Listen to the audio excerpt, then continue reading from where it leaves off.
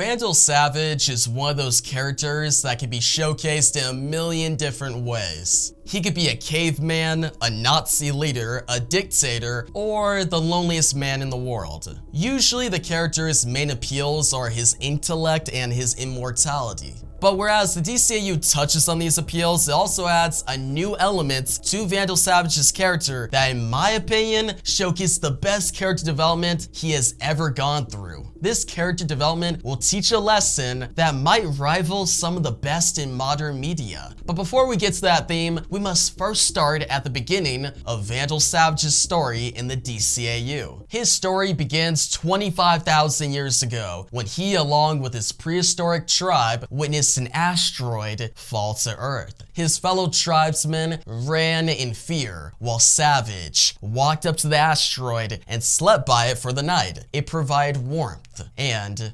immortality. The asteroid rock allowed him to outlive his tribe, outlive everyone. Savage would take advantage of this newfound immortality by learning every bit of knowledge he could across the ages. His ultimate goal was to rule over the world with permanent power. This ideology would lead him to his first big storyline in the DCAU. Over the last few years, I've come to realize that World War II was the best opportunity for me to assume full and permanent power. In the season 1 finale of Justice League the Animated Series, we would see the Justice League return to Earth and find it altered drastically. The Allies are losing World War II. See, what Vandal Savage did is he sent a laptop computer back in time to his younger self. This laptop contained schematics for advanced technology and knowledge of the future that would help him overcome the Allies. Win World War II. The World War II era Savage would put Hitler in suspended animation and replace him as the ruler of the Nazis, thus putting himself in the perfect position to take over the world in the mid-20th century. All Vandal Savage wanted was ultimate power with his leadership at the helm of progress. My only desire is peace,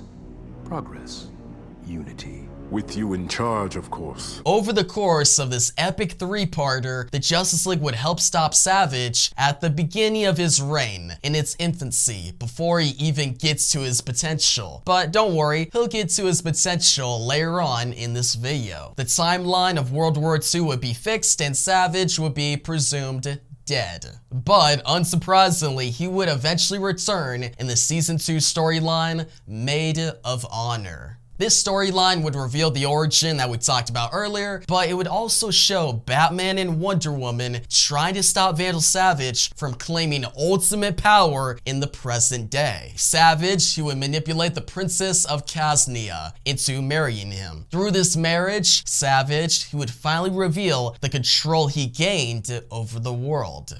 See, Savage worked at the Casnia space program, one of the most powerful areas in the DCAU. Once Princess Audrey's father died, Savage took full control of Casnia's leadership. Then he revealed his ultimate weapon to the world, an orbital railgun mounted on the space station that allows him to fire asteroids at any location on Earth. This obviously generated a great amount of fear and potential permanent power. At the end of the day, all Vandal Savage wanted is to rule over the Earth with the people unified under his ideologies. I live to rule. But Savage's plans will be stopped once again by the Justice League and he would be taken into custody by the Casnia government. It seemed like Savage's potential was gone for now. Remember, he is immortal after all. He has all the time in the world to think up of another plan, and he would eventually come up with a plan that would finally lead him to success. In the Justice League Season 2 storyline,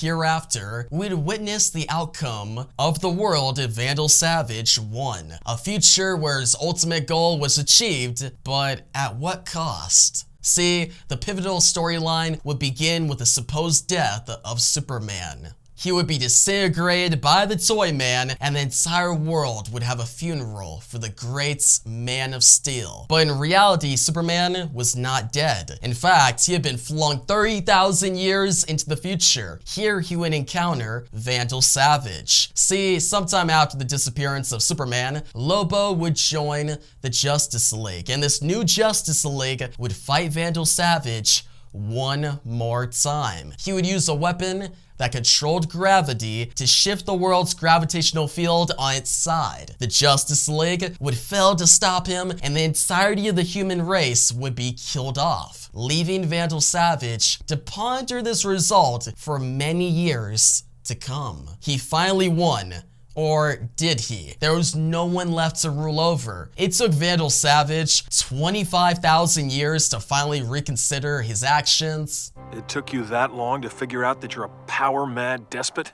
It took me that long to figure out that my lust for power and control was meaningless. See, Savage's longing for power ended with him being alone and lost. He actually had the opportunity to leave Earth on a starship. He intended to leave and search the universe for other life, potentially more worlds to conquer, more power. But he realized there was no meaning in that, and most of all, he deserved to be punished. He deserved to be the loneliest villain in the world. He deserved to be alone with the destroyed world as a constant reminder of his bad decisions. Savage will eventually help Superman return to the past to fix his mistakes. The great Hereafter storyline would then end with Savage sitting by the rotting Superman memorial as he witnesses the world around him change. Superman did it. He saved the world.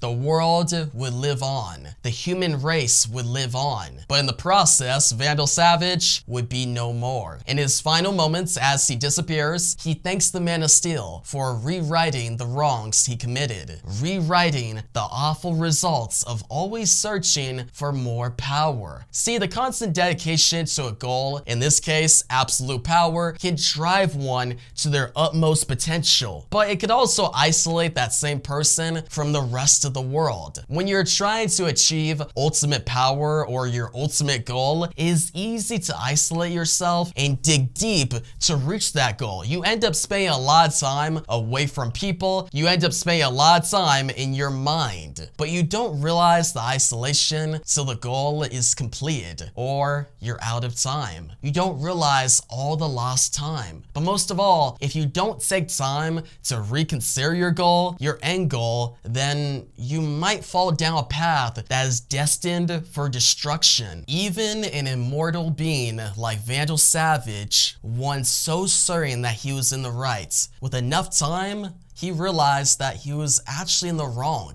Absolute power, ruling over the world, means nothing if there's no one left. At the end of the day, your ultimate goal in life lacks substance and meaning if there's no one, no family, no supporters, no world to witness the end goal. So go out there, achieve great things, and reach for your goals, but don't forget to take time to reconsider and speak with those close to you. Sometimes it's us as a unity that saves the world. In fact, Savage, deep down, he knew this. He said he wanted a world with peace, progress, and unity, but he also wanted to rule over everyone. He didn't realize that others have potential as well. Others can help achieve peace, progress, and unity. He doesn't have to be the only one. He also doesn't have to be a power-hungry despot to achieve these goals. It's us as a unity that makes a world a place worth living. At the end of our lives, we want to be surrounded by loved ones, not alone. We don't want our dedication to a goal to cloud our judgment and awareness of the world around us. We want to look back on our ultimate accomplishment with joy, not regrets. I should never have done it. Done what? This. I destroyed the world.